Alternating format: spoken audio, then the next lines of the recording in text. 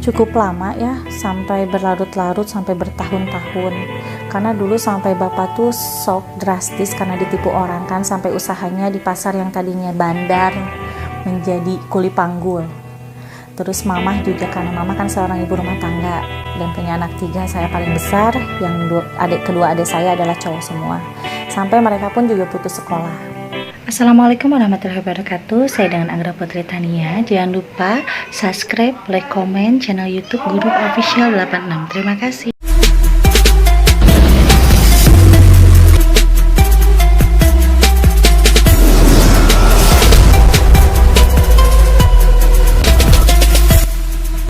Dan yang satu itu masih kecil.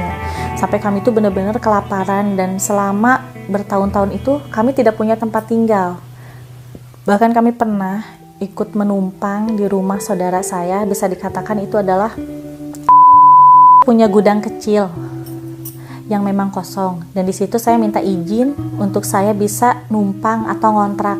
Dan waktu itu saya pernah kerja di toko sepatu di Jalan Jamika, Bandung. Waktu itu gaji juga masih sebulan 200.000. Di saat saya mendapatkan gaji pertama itu, saya ikut numpang di rumah saya untuk bisa ngontrak. Walaupun itu hanya beberapa petak lah, hanya 1 petak, dan itu pun juga kami berlima tuh tidak bisa tidur selonjoran. Jadi kaki itu kayak yang tertekuk gitu karena saking kecilnya. Dan di situ akhirnya diizinkan untuk mengontrak. Di saat berjalan 3 bulan saya lancar membayar kontrakan itu, di situ saya diusir. Alasannya gudang itu mau dipakai untuk nyimpan barang-barang makanan untuk nikahan bibi saya. Dan di situ kami terpaksa harus keluar dari rumah itu dan keliling satu persatu ke rumah teman-teman SD saya untuk bisa nginap. Ke rumah teman-teman mama, ke rumah teman-teman saya, untuk bisa nginap 1 hari, nginap di rumah teman yang di sini, besoknya lagi, dan seterusnya seperti itu sampai berlanjut 5 bulan. Dan di setiap saya pulang ke tempat keluarganya bapak, di situ sama sekali kebanyakan keluarga-keluarganya itu tidak mau mengenal saya. Bahkan yang namanya sombongnya itu benar-benar sombong. Karena mereka itu waktu itu mungkin lagi ada kerjaan dan punya gaji masing-masing. Sampai mama saya pinjam 5.000 perak pun juga tidak ada yang memberi. Sampai mama saya pinjam 5.000 perak pun juga tidak ada yang memberi.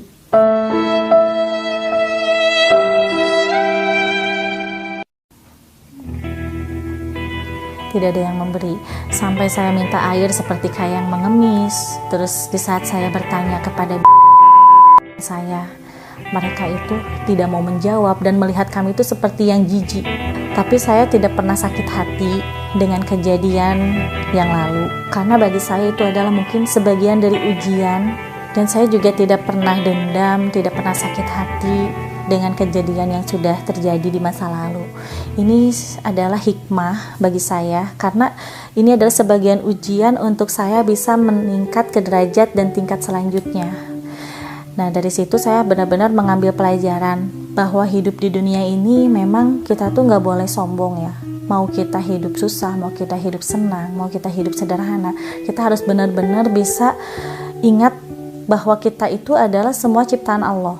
Dan kita itu harus benar-benar saling menyayangi, mencintai, menghormati kepada sesama. Jadi dengan kejadian di masa lalu itu, manis pahitnya yang saya rasakan di saat saya pertama lahir sampai usia 13 tahun, hidup saya walaupun sederhana tetapi merasakan kebahagiaan yang sangat luar biasa. Karena semua saudara-saudara itu menganggap kepada kami semua. Tetapi di saat 14 tahun itu, saya dan keluarga benar-benar diberikan ujian oleh Allah Subhanahu wa taala dengan kehidupan yang benar-benar sangat pahit, kehidupan yang sangat perih, tetapi di situ akan saya jadikan pelajaran, karena ini adalah bagi saya ada hikmahnya ya. Dengan saya diberikan kesusahan itu ada hikmahnya, saya bisa naik ke tingkat derajat selanjutnya.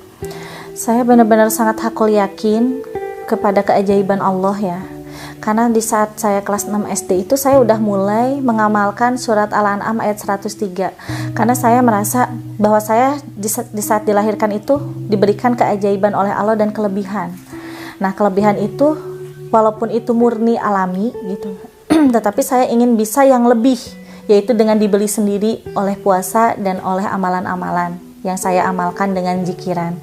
Nah, zikirnya itu seperti apa yang saya baca dari usia kelas 6 SD itu sampai usia sekarang. saya mengamalkan surat Al-An'am ayat 103. Makanya dari itu sebelumnya saya hanya bisa mengobati aja.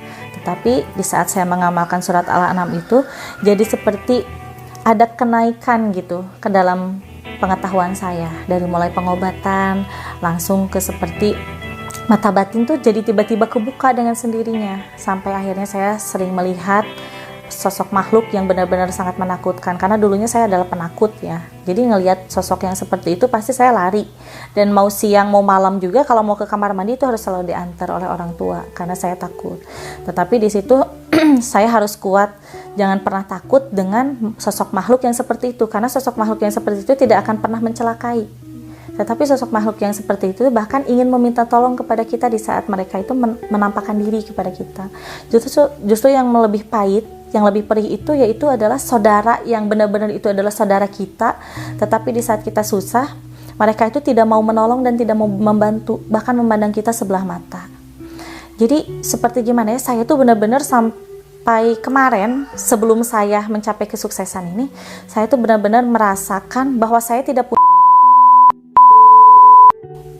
tetapi yang saya punya adalah uyut saya yang selalu membuat saya kuat dan memberikan support ke saya, yaitu almarhumah Mah Johana. Itu yang benar-benar selalu memberikan support kepada saya. Karena kalau dipikir-pikir dari mama itu seperti tidak sayang kepada saya, karena saya adalah orang gak mampu gitu, dan sayangnya ke cucu-cucu yang lainnya.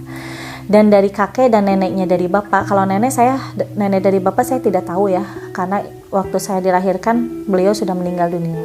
Tetapi itu saya tidak pernah merasakan yang namanya disayang oleh, karena mereka itu menganggap kami orang gak mampu, orang miskin, dan mereka hanya sayang kepada kaya raya. Ya di situ saya kuat. Kuatnya seperti apa? Berarti saya harus kuat karena Allah memberikan ujian ini pasti akan ada waktu-waktu yang indah dan akan ada hikmahnya kepada saya. Bahwa disitulah saya banyak pelajaran ya yang saya petik dari kejadian waktu itu. Pelajaran yang saya petik dari kejadian waktu itu adalah saya harus kuat, saya harus bangkit, dan saya harus bisa mengangkat harkat derajat orang tua saya dan adik saya. Tetapi di saat saya sudah diberikan rezeki yang lebih dan amanah yang lebih dari Allah, disitulah saya harus bisa merangkul, terus menghormati, menyayangi, dan harus baik kepada sesama, termasuk kepada saudara-saudara saya yang pernah menyakiti hati saya dan keluarga saya. Saya dari usia 14 tahun itu kan diberikan ujian ya yang sangat pedih. Nah di situ juga saya udah mulai berusaha untuk bisa untuk bisa memberikan makan kepada orang tua saya dan adik-adik saya. Dan yang saya lakukan adalah saya melamar pekerjaan. Awal mulanya saya pernah kerja di toko sepatu di Jamika Bandung. Itu gajinya sebulan 200.000. Di saat saya lagi enak-enaknya kerja, saya memasukkan kerja teman saya, tetangga saya, dan di situ saya dipitnah. Akhirnya saya pindah kerja karena dikeluarkan oleh bos, dipitnah maling sepatu. Padahal saya udah bilang bahwa saya itu tidak pernah, karena selama hidup saya itu kunci hidup adalah jujur bagi saya itu. Akhirnya saya mengalah untuk menang. Biarkan tetangga saya yang saya masukin kerja di sana, dia lanjut kerja, saya yang mundur.